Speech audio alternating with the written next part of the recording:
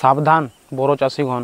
থোড় অবস্থায় বা থোড় শেষ হওয়ার পর যখন ধানে ফুল আসে এই অবস্থায় একটু সতর্ক থাকবেন সকলেই, নইলে আপনাদের ধান শেষ হয়ে যাবে এবং ফলন কমে যেতে পারে এবং অনেকাংশে ধান দেখবেন চিটে হয়ে যেতে পারে। তো গুরুত্বপূর্ণ ভিডিওটি অবশ্যই মনোযোগ সহকারে আজকে শেষ পর্যন্ত দেখুন, কেটে কেটে বা স্কিপ করে দেখবেন না।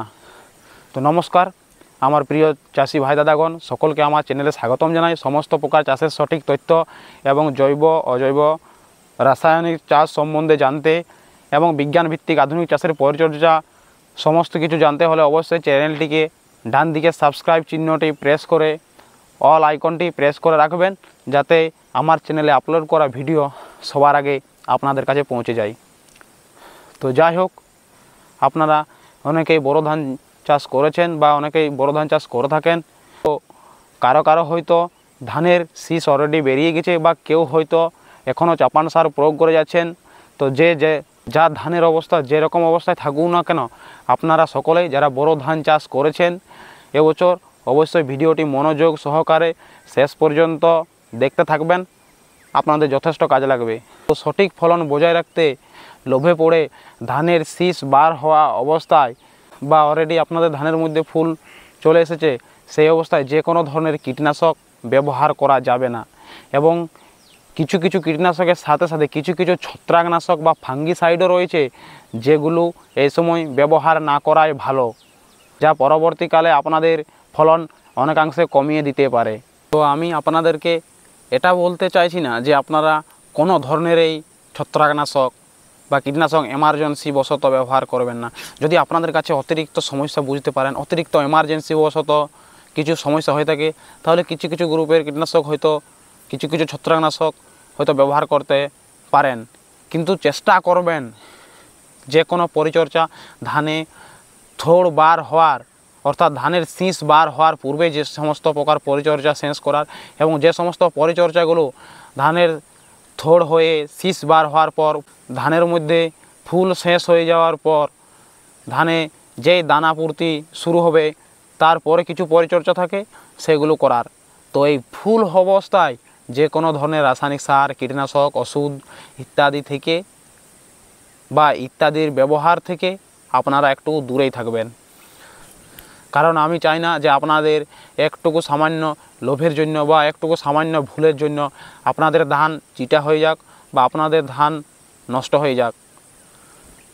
এবং আরেকটি কথা, এই সময় আপনারা কেউ নাইট্রোজেন জনিত সার বা যেটাকে ইউরিয়া আপনারা বলে থাকেন, সেই নাইট্রোজেন জনিত সার বা ইউরিয়া সার কেউ এই সময় একদম ব্যবহার করবেন না। কারণ এই সময় যদি ধানে আপনারা ইউরিয়া প্রয়োগ করে দেন তাহলে ধান গাছ সঠিক ফুল বা সঠিক দানা তৈরি হওয়ার থেকে ধান গাছ পুনরায় আবার সেই বৃদ্ধির দিকে এগোতে থাকবে। এবং যদি আপনাদের ধান শুধু বৃদ্ধিই হতে থাকে, আপনারা ধানের ফলন পাবে কখন বা আপনাদের ধানের মধ্যে দানা পূর্তি হবে কখন? তাই আপনারা এই সময় ইউরিয়া বা নাইট্রোজেন জনিত সারের ব্যবহার থেকে অবশ্যই বিরত থাকবেন। এই সময় আপনারা যদি প্রয়োগ করে নেই তবে সেক্ষেত্রে পটাশ জনিত সার বা 0050 ফার্টিলাইজার আপনারা ইউজ করতে পারেন। যদি তো এই কথাগুলো আমি আপনাদেরকে জানাচ্ছি কেন, বা এই সময় ধানে ফুল আসা অবস্থায় যে কোনো ধরনের রাসায়নিক সার, কীটনাশক বা ফাঙ্গিসাইড বা ইনসেক্টিসাইড প্রয়োগ করা থেকে আপনাদেরকে বিরত থাকতে বলছি কেন? কারণ আমি ইউনিভার্সিটি থেকে কৃষি বিষয়ক সাবজেক্ট নিয়ে পড়াশোনা কমপ্লিট করে বর্তমানে আপনাদেরকে আমার পড়াশোনার অভিজ্ঞতা এবং চাষবাসের বাস্তব অভিজ্ঞতা সমস্ত কিছু এই চ্যানেলের মাধ্যমে আপনাদেরকে তুলে ধরে থাকি।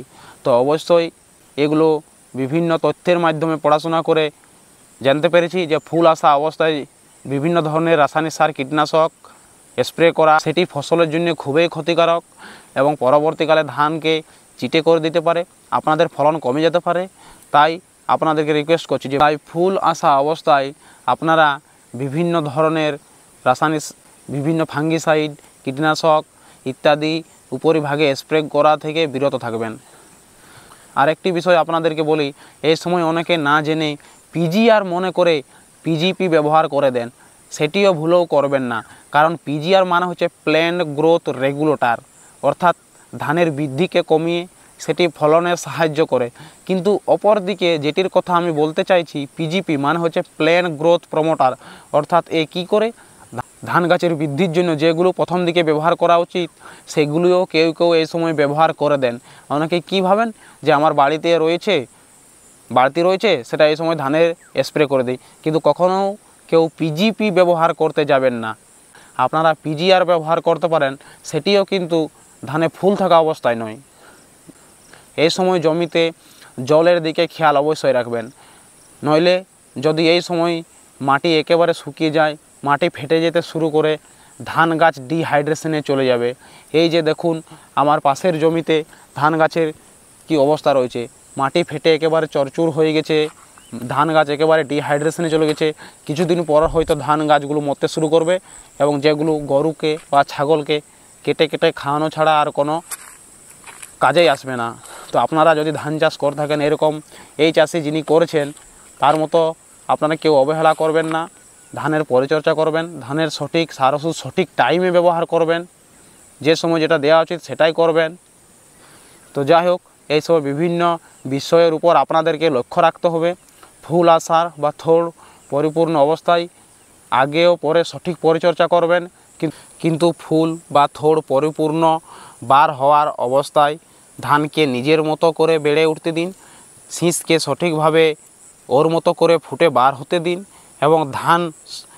এবং ধানের মধ্যে সঠিক ফুল ফুটতে দিন। এবং এই সময় বিভিন্ন যে উপকারী পতঙ্গ রয়েছে সেই উপকারী পতঙ্গকে ফুলের মধ্যে বেচতে দিন, এবং ধানের মধ্যে পলিনেট বা পলিনেশন বা যেটাকে বাংলায় পরাগ মিলন বলা হয়, সেই পরাগ মিলন ওর স্বাভাবিক ছন্দে হতে দিন, আপনাদের যথেষ্ট কাজেই আসবে। ফুল আসার সময় কিছু স্প্রে দিলে আপনাদের ধানের ভিতরে কি ক্ষতি করে না, এই সময় জল জমে ধানের মধ্যে ফলন নষ্ট হয়ে যেতে পারে। কারণ যখন আপনারা স্প্রে করবেন সেই সময় তো অবশ্যই সেই স্প্রের জল ধানের যখন ফুল থাকে দেখবেন ওই সময় ধান ফুটন্ত অবস্থায় থাকে, অর্থাৎ ধানের দুই মুখ খোলা অবস্থায় থাকে। সেই খোলা অবস্থায় মুখের মধ্যে যদি স্প্রে আকারে জল প্রবেশ করে যায়, সেখানে ফাঙ্গাল ইনফেকশন হয়ে যেতে পারে বা ধান চিটে হয়ে যেতে পারে, পরবর্তীকালে দানা পূর্ণ নাও হতে পারে। তো এই সমস্তগুলো হতে পারে, তাই ফুল আসা অবস্থায় একটুকু সতর্ক থাকবেন। এবং অতিরিক্ত কিছু সমস্যা যদি বুঝতে পারেন, বুঝে শুনে কিছু প্রয়োগ করবেন। পাশাপাশি কাউকে যদি না পান, আপনারা কৃষি অফিসে যোগাযোগ করতে পারেন। আপনাদের কিছু প্রশ্ন থাকলে অবশ্যই কমেন্টে জানাবেন, এবং চ্যানেলটিকে কেউ সাবস্ক্রাইব করতে ভুলবেন না, এবং ভিডিওতে অবশ্যই একটি লাইক করে দেন। কারণ অনেক কষ্ট করে আপনাদের জন্য নিয়মিত এই চ্যানেলে আমি ভিডিও প্রদান করে থাকি। তাই অবশ্যই আপনারা চ্যানেলটিকে সাবস্ক্রাইব করুন, ভিডিওটা লাইক করুন, এবং পারলে আপনাদের মতো যারা কৃষকগণ বা চাষিগণ রয়েছে তাদেরকে অবশ্যই আপনারা ভিডিওটি শেয়ার করে দেবেন। সকলে ভালো থাকবেন, সুস্থ থাকবেন। সমস্ত প্রকার চাষের ভিডিও পেতে আমাদের সাথে অবশ্যই যুক্ত থাকবেন। নমস্কার।